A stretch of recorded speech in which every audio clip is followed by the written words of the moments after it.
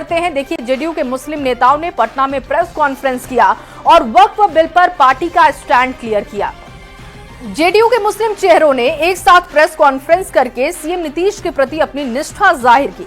JDU प्रवक्ता ने बताया कि जेडीयू ने जेपीसी के 5 सुझाव जो उन्होंने दिए थे वो मान भी लिए गए और सभी सुझाव मान लेने के बाद जेडीयू ने वक्फ संशोधन विधेयक का समर्थन किया है।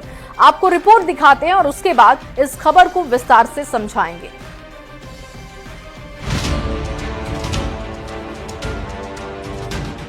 पटना के जेडीयू दफ्तर में हुई प्रेस कॉन्फ्रेंस की इन तस्वीरों को देखिए। ये हैं अंजुम आरा जेडीयू की प्रवक्ता हैं। इनके दाहिनी ओर पूर्व सांसद अहमद अशफाक करीम हैं। उनके बगल में पूर्व सांसद कहकशां परवीन हैं। अंजुम आरा की बाईं तरफ जेडीयू अल्पसंख्यक प्रकोष्ठ के अध्यक्ष अशरफ अंसारी हैं। उनके बगल में विधान परिषद के पूर्व उप सभापति सलीम परवेज हैं और उनके ठीक बगल में बिहार राज्य सुन्नी वक्फ बोर्ड के अध्यक्ष मोहम्मद इरशादुल्लाह बैठे हुए हैं। इसके अलावा जेडीयू की इस प्रेस कॉन्फ्रेंस में एमएलसी गुलाम गौस, अफाक अहमद खान और खालिद अनवर के साथ ही मास्टर मुजाहिद आलम और अब्दुल कयूम अंसारी जैसे जेडीयू के बड़े मुस्लिम चेहरा शामिल थे।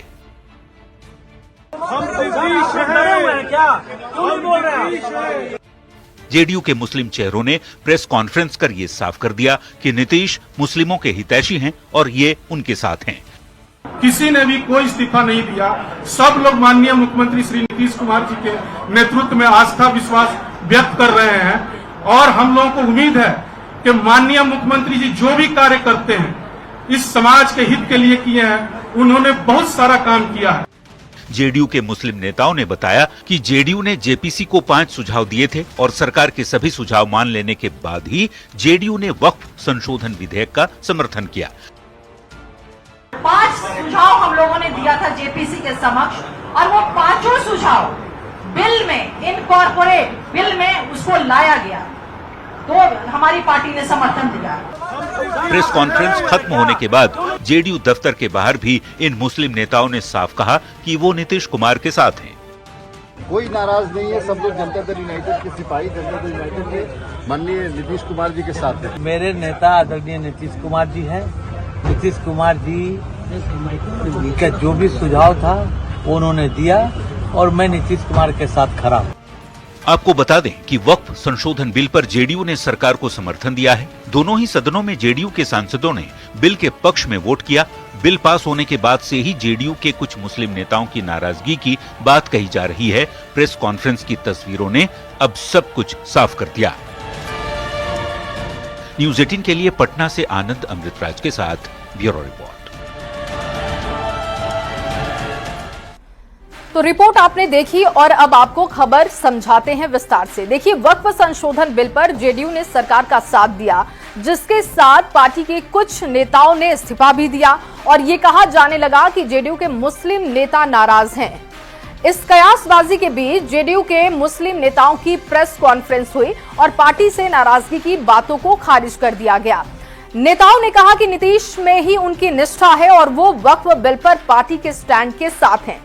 अब ये जानना जरूरी है कि प्रेस कॉन्फ्रेंस में कौन कौन से नेता शामिल हुए थे और उनका पार्टी या बिहार की राजनीति में क्या कद है। तो आइए इसे भी विस्तार से समझते हैं। जेडीयू के प्रेस कॉन्फ्रेंस में पूर्व सांसद अहमद अशफाक करीम पहुंचे थे।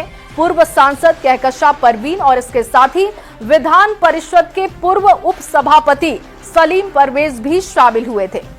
इसके अलावा 2024 में लोकसभा उम्मीदवार और पार्टी के पूर्व विधायक मास्टर मुजाहिद आलम भी पीसी में शामिल हुए थे। इसके अलावा भी जेडीयू के कुछ मुस्लिम नेता पहुंचे थे।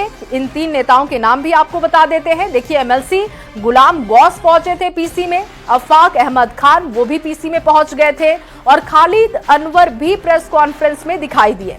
बता दें कि गुलाम गौस को लेकर कई तरह की बातें हो रही थी, लेकिन उन्होंने पीसी में शामिल होकर स्थिति को साफ कर दिया कि वो नीतीश कुमार के साथ हैं, क्योंकि लगातार उनकी नाराजगी की बातें सामने आ रही थी।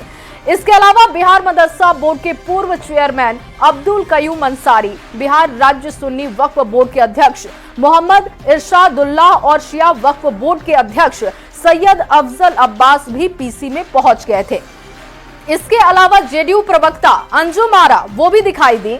जेडीयू के अल्पसंख्यक प्रकोष्ठ के प्रभारी इकबाल हैदर भी पीसी में मौजूद रहे।